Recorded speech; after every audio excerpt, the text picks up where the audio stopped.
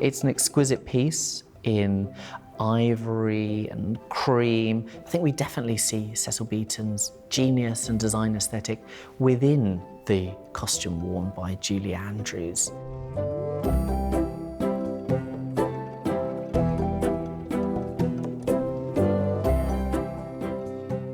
My Fair Lady is a musical written by Lerner and Loewe that premiered on Broadway in 1956, telling the tale of Professor Henry Higgins and a bet he makes that he can turn anybody into a high-class society person. So who becomes the person of interest? Well, Eliza Doolittle, a Cockney flower seller who he takes under his wing, teaches her how to speak, in his opinion, properly, and sees if she can pass as a lady of high society. It was Julie Andrews who originated the role of Eliza Doolittle on Broadway and performed there before the show transferred to the West End, receiving the most wonderful reviews and really cementing herself as that role on stage.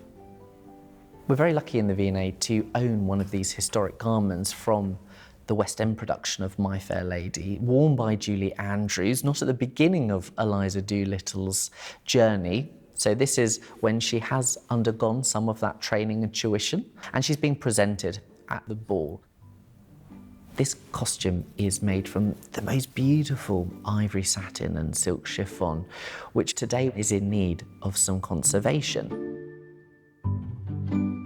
It's been at the museum since it was purchased in the 1980s, so 40 years in storage. It's the first time that we've actually had the chance to put it in a display here at the museum. So it's really exciting to be able to share it with the public and get to work on such an iconic piece of theatre history. So this is quite a complex garment. It's got lots of different materials in it. So we've got crepeline and we've also got silk satin. Some of the construction around this top area here, you can see that we've lost some of that overlay. And the overlay is a really delicate fabric. Something that does concern me about this as an overall object is it's really heavy. A lot of that comes from having all of this heavy beadwork and also all of these metal threads at the bottom. And that will ultimately be putting quite a lot of stress on the waistband up here. What we can do is work with our colleagues in costume mounting to make sure that when it's on the mannequin, we're actually having a really secure, well-fitting mannequin, and that all feeds into the long-term preservation of the piece. What I'm doing now is a kind of preliminary filling out of this mannequin based on the measurements that I've taken from the dress. The reason why I'm doing it that way is because the dress is quite delicate and we need quite a bit of support in the dress so that it doesn't want to slide down. And also to try and get the correct placement of the bust, because the dress is from the 1950s, so we want that quite pointed shape of the bust. Wow. I know. Look at this. I mean, gosh, I haven't seen it full out of its box. No, it's been in its box for so long. I mean, the red jewels absolutely catch your eye, don't they? And amongst this sort of ivory.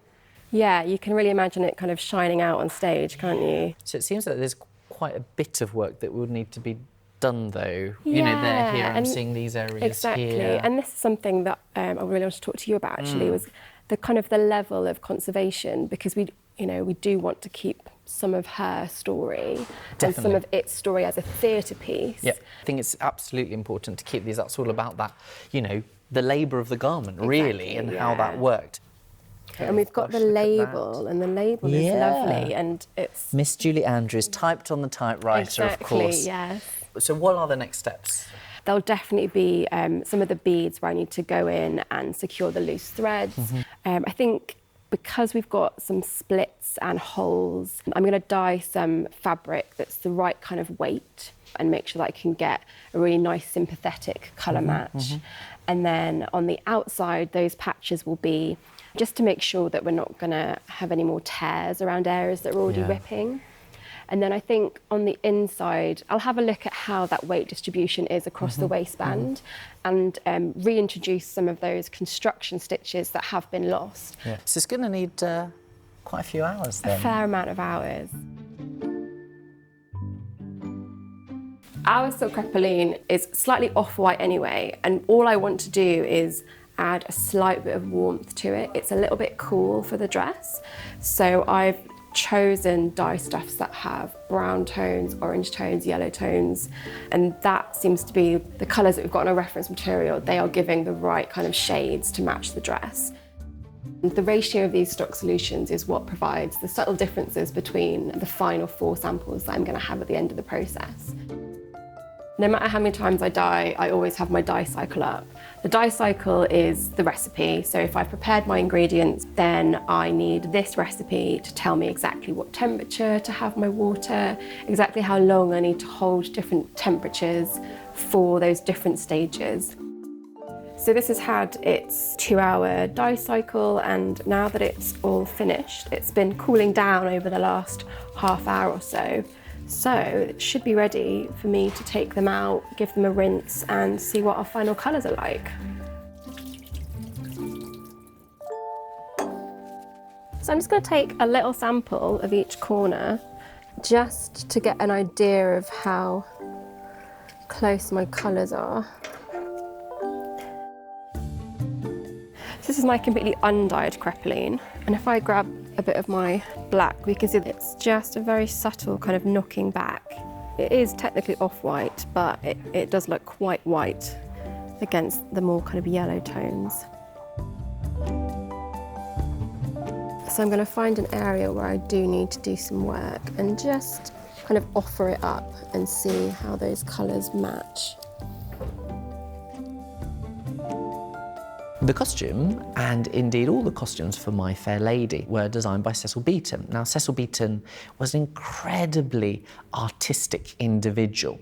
He was born in 1904 and is probably best known as a photographer. He was an amazing fashion photographer for Vogue and Vanity Fair, and in 1937 he became the official court photographer for the British royal family.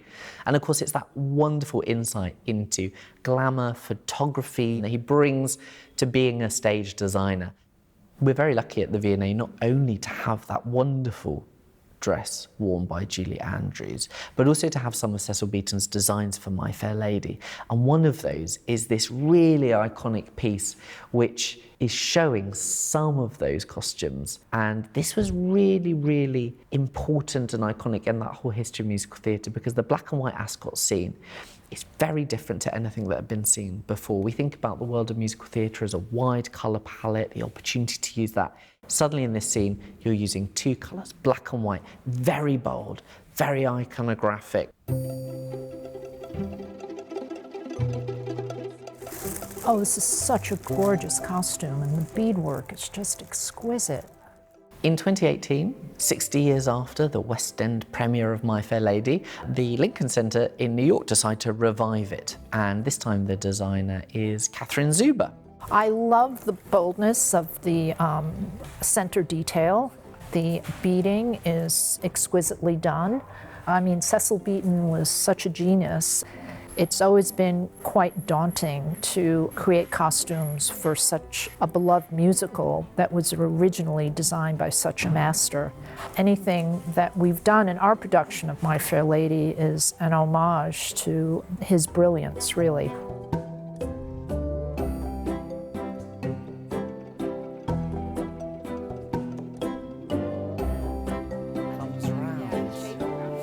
Wow.